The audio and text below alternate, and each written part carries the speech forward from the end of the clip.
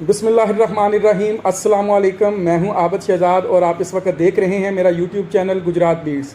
अगर आप लोग इस चैनल पर नए हैं और पहली बार इस चैनल को विज़िट कर रहे हैं तो मेरी आपसे ये गुजारिश होगी कि इस चैनल को सब्सक्राइब करें और बेल का बटन दबाएं ताकि जैसे ही कोई तालीमी और मालूमाती वीडियो इस चैनल पर अपलोड हो उसका नोटिफिकेशन आपको मिल सके और आप इन वीडियो से इस्तेफादा कर सकें। अब आते हैं आज की वीडियो की तरफ। आज की वीडियो इंतहाई अहम है। मैंने आप सबसे पहले भी कहा था कि मैं जीपी फ़ंड के बारे में आपको डिटेल से बताऊंगा कि कोई भी बंदा, कोई भी टीचर, कोई भी सरकारी मुलाजम अगर उसको ज़िंदगी में कोई मुश्किल पेश आ गई है, जैसे उसने घर की मरम्मत करनी है, बच्चों की शादियां करनी है या उसे कोई और ज़रूरत पेश आ गई है, तो किसी के आगे हाथ फैलाने की बजाय, सूद पर कर्जा लेने की बजाय वो जीपी फंड से पैसे अपनी ज़रूरत के मुताबिक निकलवा सकता है। जीपी फंड से पैसे निकलवाने की सहूलत सिर्फ रेगुलर असातिज़ा इकराम के लिए होती है क्योंकि उनकी पे से बाकायदा जो जीपी फंड है उसकी डिडक्शन होती रहती है। तो जितने भी साथी असातिज़ा इकराम हैं जो कि रेगुलर हैं और वो किसी के आगे हाथ फैलाने को मायूब समझते हैं और वो चाहते हैं कि वो सूद पर कर्जा ना लें, किसी बैंक के पास ना जाएं, तो वो जीपी फंड से पैसे निकलवा सकते हैं ताकि उनकी ज़रूरत भी पूरी हो जाए और उनको सूद भी ना देना पड़े और अपने ही पैसे जो उनके अकाउंट में मौजूद हैं वो उनसे इस्तेफादा कर सकें। बेशुमार असातिज़ा इकराम और सरकारी मुलाजमीन कहते हैं कि भाई हम जीपी फंड से पैसा क्यों निकलवाएं। देखें, मैं कोई आपको फोर्स नहीं कर रहा कि आप जीपी फंड से पैसे निकलवाएं। अगर आपकी ज़रूरत पूरी नहीं हो रही, अगर आपको कहीं से पैसे नहीं मिल रहे, तो तब आप आखिरी सूरत में जीपी फंड से पैसे निकलवा सकते हैं। तो आज मैं आपको पूरा तरीक़ाकार बताऊंगा कि आप कैसे जीपी फंड से पैसे निकलवा सकते हैं और कौन कौन सी जो ज़रूरी चीज़ें हैं, कौन कौन से ऐसे डॉक्यूमेंट्स हैं जो आप एप्लीकेशन के साथ लगाएंगे ताकि आप जीपी फंड हासिल कर सकें।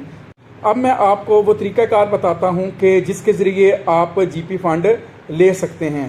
लेकिन इससे पहले दो चीज़ें आप नोट कर लें कि अगर आपकी उम्र 50 साल से कम है तो जितना भी आप जीपी फंड लेंगे तो आपको इंस्टॉलमेंट की सूरत में वापस करना पड़ेगा महकमे को।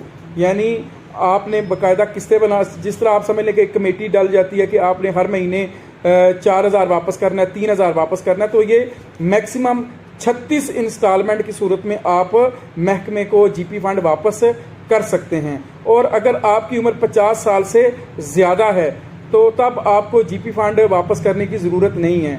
और मैक्सिमम जो जीपी फंड है आप लोग 80% तक निकलवा सकते हैं, यानी जितनी भी आपको ज़रूरत है तो उस ज़रूरत को मद्देनज़र रखते हुए आप जीपी फंड की रकम निकलवा सकते हैं। अगर आप 10% लेना चाहते हैं, 20% लेना चाहते हैं, मैक्सिमम आप 80% तक जो जीपी फंड है वो आप निकलवा सकते हैं।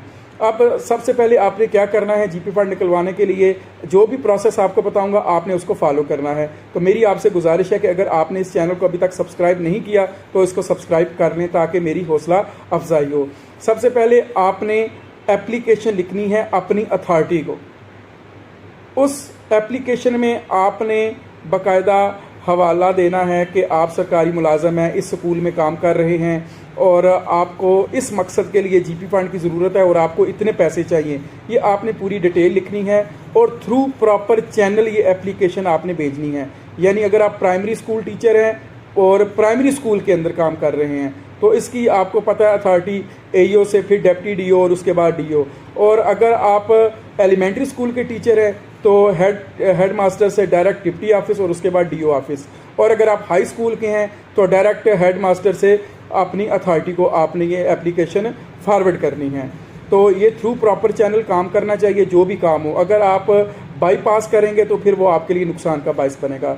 तो एप्लीकेशन हो गई, उसके बाद आपने एक जीपी फंड का एक फॉर्म मिलता है, जीपी फंड एडवांस लेने का एक फॉर्म मिलता है। वो किसी भी स्टेशनरी की शॉप से मिल जाएगा या आपको ऑफिस से मिल जाएगा। वो आपने ले लेना है और उसको अच्छे से फिल कर लेना है और कोई ऐसी चीज़ नहीं छोड़नी जो ज़रूरी हो क्योंकि बाद में फिर वो ऑब्जेक्शन लग जाएगा।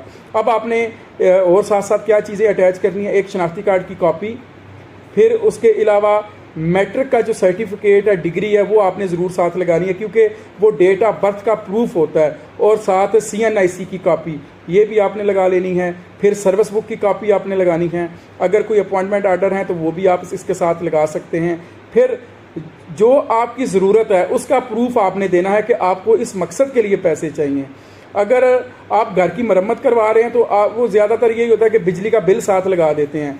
अगर कई दफ़ा लोगों को बच्चों की शादी की ज़रूरत के लिए रकम की ज़रूरत है तो तब भी वो शो कर देते हैं कि हमें घर की तामीर करानी है, मरम्मत करवानी है। अगर बेटे की शादी करनी है तो ज़ाहिर बात है उसके लिए कोई कमरे वगैरह की ज़रूरत है तो वो उसके लिए वो शो कर देते हैं कि उन्होंने घर की तामीर करनी है या उन्होंने कोई मरम्मत वगैरह करनी है, तो आपने उसका प्रूफ साथ वो लगा देना है। इसके अलावा आपने ये जो GP फंड का फॉर्म है और ये जो एप्लीकेशन है, इसके साथ बैलेंस सर्टिफिकेट वो आपने ज़रूर लगाना है।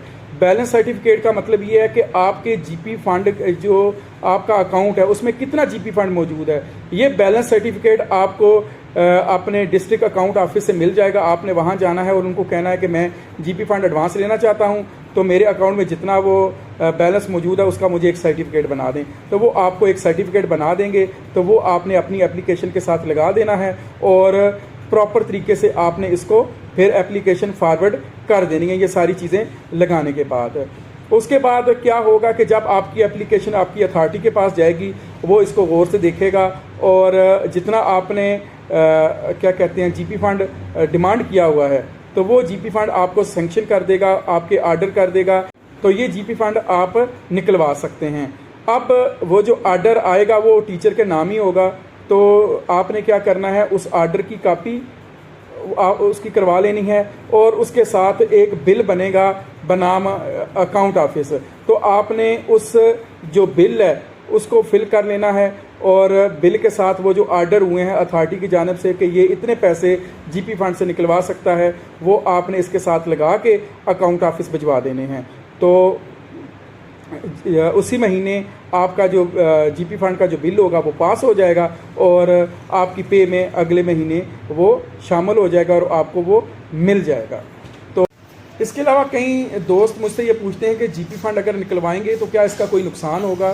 देखें, एक छोटी सी एग्जांपल के ज़रिए मैं आपको इस बात को आपको समझाता हूँ कि अगर आपके अकाउंट में 1 लाख रुपया है और आप 80% आप निकलवाना चाहते हैं, तो क्या होगा कि आपने 80,000 रुपया विथड्रा करवा लिया। अब आपके पास 20,000 रुपये आपके अकाउंट में यानी GP फंड की मद में रह गए हैं। अब जो हर महीने इंटरेस्ट लगेगा वो 20,000 रुपये पे लगेगा। ऐसा नहीं है कि आपने जो 80,000 रुपया निकलवा लिया है उस पर भी इंटरेस्ट लगे, बल्कि वो जो प्रॉफिट होगा वो सिर्फ जो रकम आपके अकाउंट में उस वक़्त मौजूद होगी सिर्फ उस पर ये प्रॉफिट लगेगा। इसके अलावा और कोई इसका नुकसान नहीं है। अगर आपको ज़रूरत है तो फिर तब ही आप निकलवाएं, यानी अगर आपको कोई भी सूरत हाल नज़र नहीं आती, आपको पैसों की अशद ज़रूरत है, तो आप ये निकलवा सकते हैं। बाकी आपकी मर्ज़ी है आप निकलवाएं या ना निकलवाएं। ये मैं आपको एक वीडियो की सूरत में गाइड कर रहा हूँ कि बहुत सारे असातिज़ा किराम मुझसे ये बार बार पूछ रहे थे कि सर आप ये GP फंड निकलवाने का तरीका हमें बताएं, तो ये मैंने वीडियो की सूरत में आपको बता दिया है।